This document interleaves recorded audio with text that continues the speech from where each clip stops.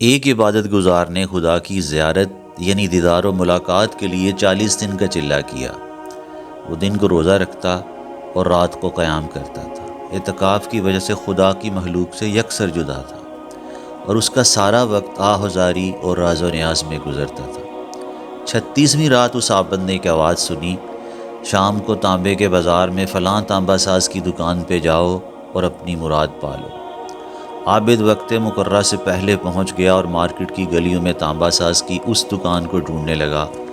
وہ کہتا ہے میں نے ایک بوڑھی عورت کو دیکھا جو تانبے کی دیگچی پکڑے ہوئے تھی اور اسے ہر تانبا ساز کو دکھا رہی تھی۔ اسے وہ بیچنا چاہتی تھی۔ وہ جس تانبا ساز کو دیگچی دکھاتی وہ اسے تول کر کہتا کہ اماں 4 ریال ملیں گے۔ بڑھیا کہتی 6 ریال میں بیچوں گی۔ کوئی تانبا ساز اسے 4 ریال سے زیادہ دینے کو تیار نہ تھا۔ آخرکار وہ بڑھیا ایک تانبا ساز کے پاس پہنچی۔ تانبا ساز اپنے کام میں مصروف تھا۔ بڑھیا نے کہا میں یہ برتن بیچنے کے لیے لائی ہوں اور اسے 6 ریال میں بیچوں گی، کیا آپ 6 ریال دیں گے؟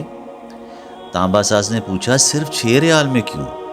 بڑھیا نے دل کی بات بتاتے ہوئے کہا میرا بیٹا بیمار ہے، حکیم نے اس کے لیے نسخہ لکھا ہے جس کی قیمت 6 ریال ہے۔ تانبا ساز نے دیگچی لے کر کہا ماں یہ دیگچی بہت عمدہ اور قیمتی ہے، اگر آپ بیچنا ہی چاہتی ہیں تو میں اسے 30 ریال میں خریدوں گا۔ بوڑھی عورت نے کہا کیا تم میرا مذاق اڑا رہے ہو؟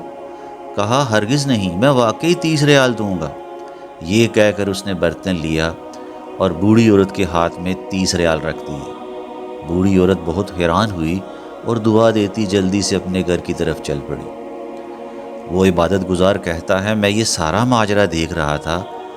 جب وہ بڑھیا چلی گئی تو میں نے تانبے والے دکاندار سے کہا چچا لگتا ہے آپ کو کاروبار نہیں آتا، بازار میں کم و بیش سبھی تانبے والے اس دیگچی کو تولتے تھے اور 4 ریال سے زیادہ کسی نے اس کی قیمت نہیں لگائی، آپ نے 30 ریال میں اسے خریدا ہے؟ بوڑھے تانبا ساز نے جواب دیا میں نے برتن نہیں خریدا، میں نے اس کے بچے کا نسخہ خریدنے کے لیے اسے پیسے دیے ہیں۔ میں نے 1 ہفتے تک اس کے بیمار بچے کی دیکھ بھال کے لیے پیسے دیے ہیں۔ میں نے اسے اس لیے یہ قیمت دی ہے کہ گھر کا باقی سامان بیچنے کی نوبت نہ آئے۔